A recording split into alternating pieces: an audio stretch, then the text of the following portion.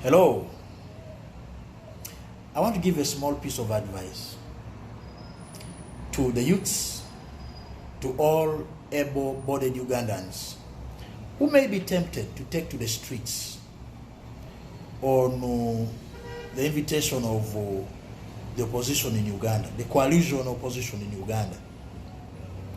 I listened to a joint address of the NUP leadership, standing jointly with the Katonga faction of the Katonga breakaway faction of the FDC, prominently having Dr. Kiza Besigye and my learned friend, the Lord Mayor Elias Lukwago. I listened to them very keenly in their address to the nation. They invited the Ugandan population, of which you were inclusive, to take to the streets tomorrow. And they are saying it is within your rights to take to the Ugandan streets. They want you either peacefully or violently take to the streets and participate in demonstrations throughout the country. They want you to destroy infrastructure. They want you to destroy the roads. They want you to dig potholes in the roads, turn the roads into fish ponds. They want you to take up arms if you can. You're not prohibited, according to them, to use violent means in tomorrow's demonstrations. And the purpose of these demonstrations that you are being incited into is that you may change the legal norm of the day, that you may return the country to rule of law, according to them. Now, the reason why I thought I should address this in a video is just in case there is any among you that would want to take to the streets, keep home, my brother, keep home, my sister, keep home, gentleman, lady. You have no idea what you are being invited into. I'm a lawyer. I know what I'm talking about. I'm talking to you as someone who cares for you, as someone who loves you, your family, your dreams, your loved ones, and those around you. Keep home. Keep the peace. The invitation for you to participate in demonstrations tomorrow is that you may go and cause anarchy, cause chaos, cause insecurity, and breach of peace as you destroy infrastructure. For the purpose of changing the established constitutional norm, constitutional order, in other words, that they want to change government. The invitation to you to take to the streets tomorrow and participate in demonstrations, peaceful and non-peaceful or violent, is premised on Article 3 of the Constitution of the Republic of Uganda. That Article 3 they are talking about, remember Article 3, this launch pad, so to say, was started by Colonel Kiza Besigye shortly after he had left the FDC. I want you to remember that Colonel Kiza Besigye left FDC leadership because he says, you know, he had participated in several elections at the presidential level and he had lost all of them. Now, having lost all of them, he lost belief in electoral democracy and thought within himself that the only way to change government in this country was to resort to non-constitutional ways.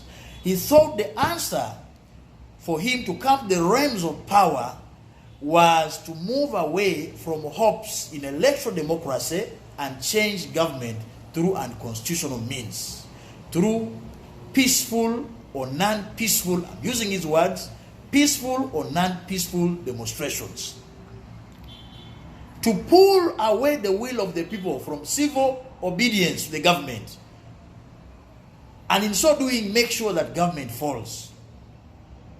He tried that severally and failed. Why? Because the will of the people is not to take that direction that is inviting them to take. It is not. You see, when you listen to the Ugandan opposition, and it is very unfortunate, very, very unfortunate, that when Besigye left the main faction of the FDC and began whispering in the ears of the FDC leadership, or rather of the NUP leadership, it's very unfortunate. It seems to me that the NUP leadership is finally buying to that script of Besigye, where he says that no, the people are being captured. He says Article 1 proclaims that all power belongs to the people. The people are sovereign. But in this country, the people are not sovereign. Why? Because their will has been arrested. No, it cannot be. There is no government that is illegitimate that can reign over people. It's not possible. When the people don't want the government, they will overrun that government. Once you see the people keeping the calm and keeping the peace and not wanting to antagonize or overthrow government, it means their will, they have chosen to exercise their will in a manner that the government should remain over them.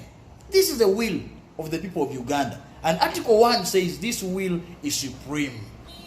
When the people refuse to take to the streets with you, they're exercising their will. And their will is sovereign. This is the essence of Article 1. The confusion that we have in the opposition, and NUP is now buying this script, that, oh, the people are not sovereign. The people are sovereign. The people are sovereign. Anyway, that's another topic. What I want to discuss is the invitation to the Ugandan public to take to the streets, premise on Article 3. And I was telling you that Article 3 is the defense of the Constitution. Article 3 of the Constitution gives the population what they call the right to self-determination.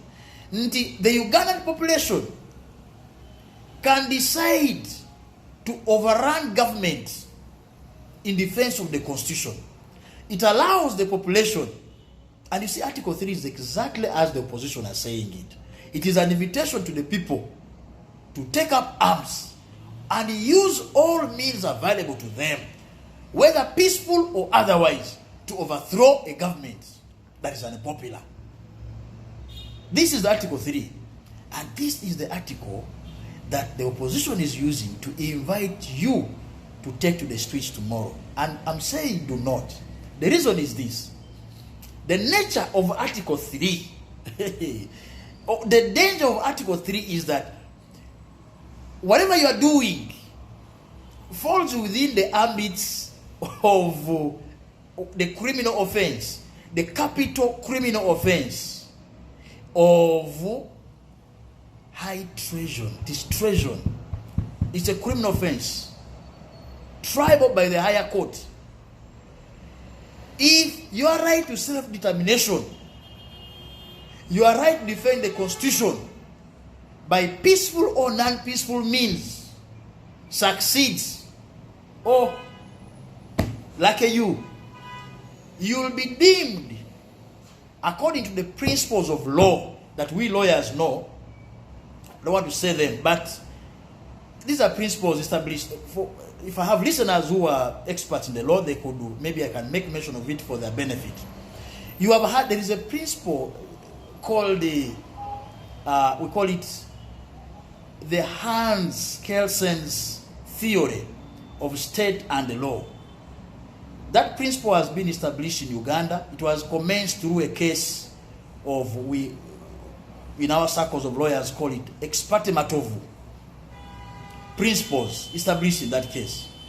That if your attempt to overrun government is successful, well and good. If it is not, my brother, you will be arrested. You could be prosecuted, convicted and sentenced for the offense of treason. So you need to be very keen when you listen to the opposition's invitation for you to take to the streets. If ever you are arrested tomorrow, chances are you could be charged, prosecuted and convicted for the offense of high treason.